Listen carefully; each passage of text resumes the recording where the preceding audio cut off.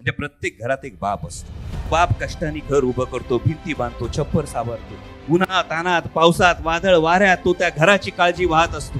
पोरं मोठी होतात, पोरं करती सवरती होतात. प्रत्येकालाच बापाचं कर्तृत्व प्रत्येक दिवशी माहीत असतं असं कधी होत नाही. बाप असतो, बाप त्या घराचा आधार असतो. आपलं भोकं पडलेलं बने शर्टाच्या आत लपवत असतो, आपल्या चेहऱ्यावरची काळजी आपल्या हसण्यामध्ये लपवत असतो. बाप घरासाठी राबत असतो. पण जेव्हा बाहेरचा पाहुणा कोणीतरी येऊन विचारतो की बापाने केलं काय, तेव्हा कळतं की बाप हा बाप असतो आणि त्याला कधी विसरायचं नसतं. त्या सुरकुतलेल्या चेहऱ्यात सुख होऊन व्हायचं असतं. ही आमची संस्कृती आहे आणि हाच तो बाप माणूस आहे ज्याने आमच्या जिरायती आमची जिरायती जमीन ही बागायती केली.